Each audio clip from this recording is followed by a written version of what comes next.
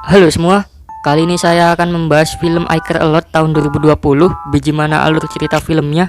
Sebelumnya buat kalian yang baru join, salam kenal, nama aku Dim, umurnya 22 tahun lebih seperempat bulan.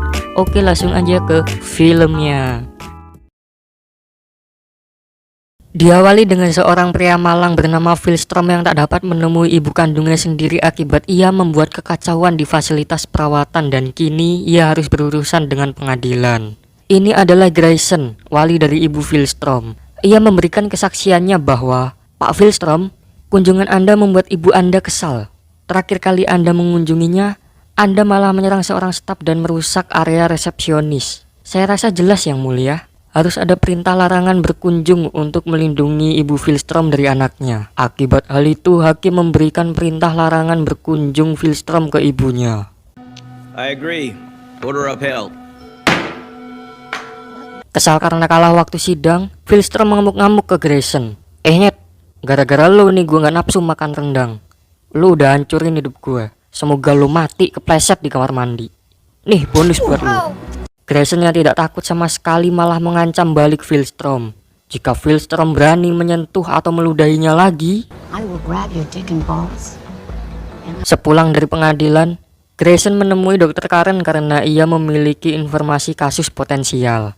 Seorang wanita tua kaya yang tak memiliki pasangan bahkan keluarga bernama Jennifer Peterson. Apa sih pekerjaan Grayson ini? Jadi Grayson ini adalah penipu dengan meyakinkan sistem hukum untuk memberikan perwaliannya atas orang tua yang tidak mampu mengurusi dirinya sendiri. Kini dibantu Dr. Karen, ia memberikan kesaksian palsu ke pengadilan bahwa Jennifer Peterson menderita kebingungan, juga menunjukkan masalah ingatannya. Akan sangat beresiko jika ia tinggal sendirian di rumahnya. Lalu hakim memutuskan supaya Grayson mengambilnya sebagai kliennya.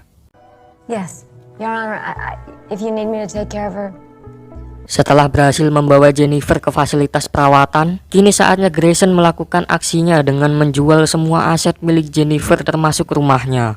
Ketika melihat-lihat barang Jennifer, tak sengaja Grayson menemukan kunci brankas yang saat dibuka berisi jam tangan, emas batangan, uang kertas, dan berlian yang ujung-ujungnya masuk kantong Grayson. Sedangkan nasib Jennifer sendiri, hidupnya sudah tidak bebas lagi. Saat ia ingin keluar ingin mencari angin segar, tapi petugas di tempat tersebut melarangnya. Lalu ia mencari manajer fasilitas perawatan tersebut, tapi asistennya mencoba menghalanginya.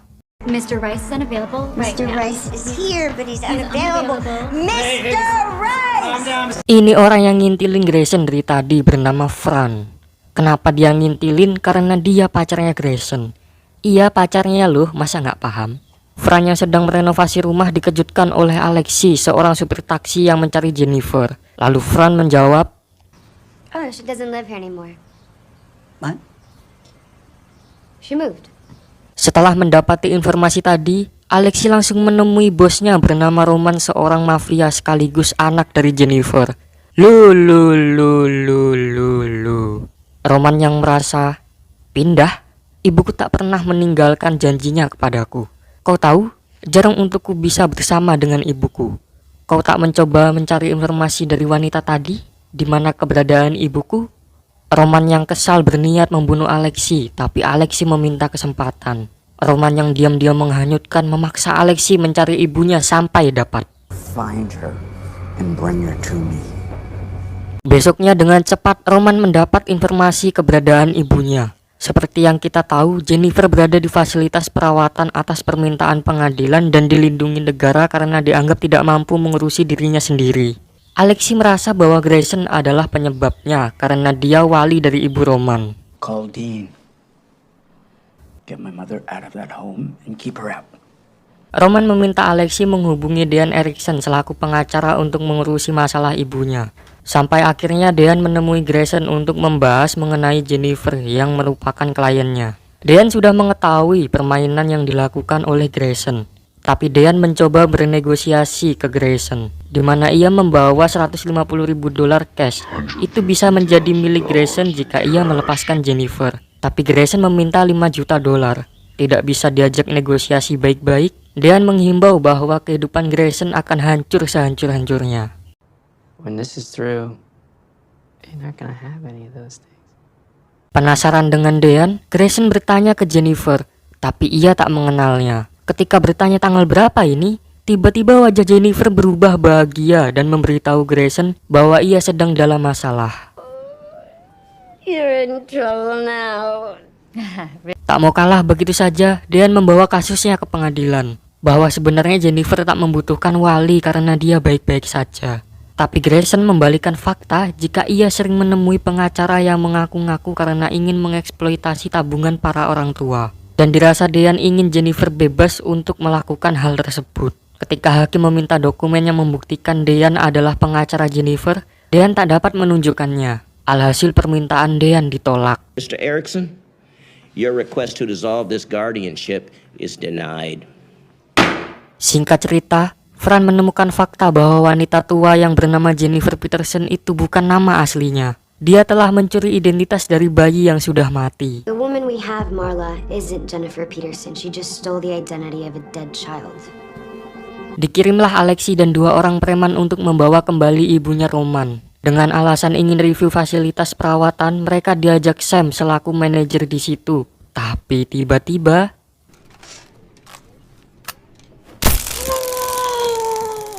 membuka satu persatu ruangan yang ada di fasilitas itu sampai akhirnya Alexi dapat menemukan ibunya Roman. Saat sudah berhasil mengancam petugas di situ dan sedikit lagi keluar dari sana, polisi tiba-tiba muncul.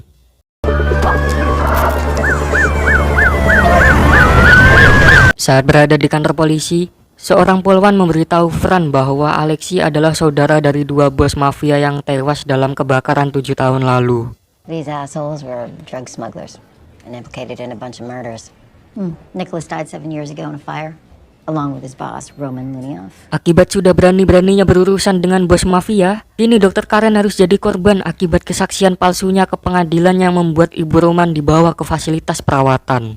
Hingga berita kematiannya tayang di TV bahkan ditonton langsung oleh Grayson. Pulang dengan keadaan cemas, Grayson dan Fran memutuskan untuk pindah ke properti korban mereka yang belum terjual. Can you send me a list of all the empty, unsold properties on our books as soon as you can? Sekarang saatnya Grayson menerima akibat dari perbuatannya. Ia diculik oleh anak buah Roman sementara Fran dipukuli di rumah saat hendak mengambil sesuatu yang ketinggalan. Dibawalah Grayson ke hadapan Roman. Akibat telah berani mengambil ibunya Roman dari anaknya, sekarang hidup Grayson akan dihancurkan dan pastinya Grayson akan dimusnahkan. Akan tetapi Grayson tak takut dengan ancaman Roman karena jika ia mati, Roman tak akan bisa bertemu dengan ibunya dan berliannya. Untuk membuat segalanya lebih mudah, Grayson meminta uang $10 juta dan urusan mereka akan selesai. Tapi Roman menolaknya yang berujung dengan Grayson yang dibuang ke danau namun dibuat seolah-olah kecelakaan. Get rid of her.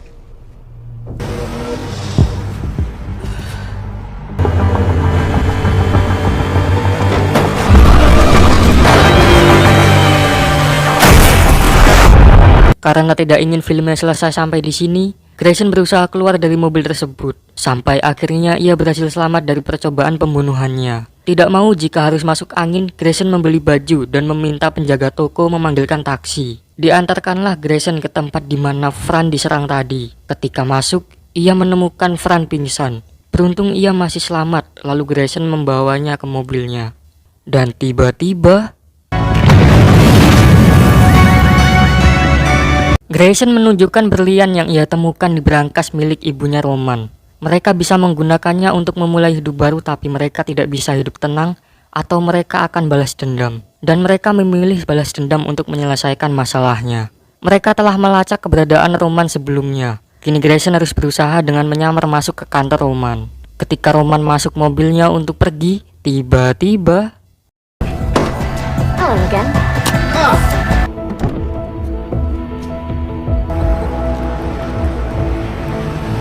mereka memaksa obat-obatan masuk ke tubuh Roman, membakar mobilnya dan meninggalkannya di hutan. Besoknya seorang pelari menemukan Roman lalu menyelamatkannya untuk dibawa ke rumah sakit.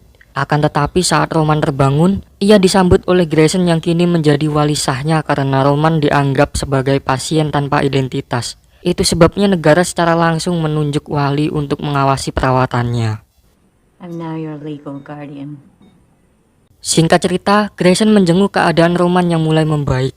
Setelah melihat tekad Grayson yang tidak pernah takut kepada siapapun, Roman memintanya untuk bekerja sama, di mana mereka akan membuat perusahaan perwalian global, memiliki ribuan wali yang bekerja untuk mereka, dengan ratusan ribu klien di bawah pengawasan mereka. Dan Grayson menjadi direktur utamanya. A countrywide guardianship corporation with you as CEO and co-owner. Setelah sepakat bekerja sama, akhirnya Roman dapat menemui ibunya. Dalam waktu singkat, bisnis Grayson berkembang hingga ia diundang ke acara TV untuk memotivasi orang-orang di luar sana. Tapi saat hendak pulang dari acara TV tersebut, tiba-tiba... Oh, listen, I don't have time. Ya, Philstrom menuntut balas karena ibunya telah meninggal di fasilitas perawatan. Tamat? Keren, gila, ujung-ujungnya penipu sama mafia kerjasama. Tapi ya mati juga. Sekian dari saya, jika ada salah kata dan jadil mohon maaf dan terima nasib.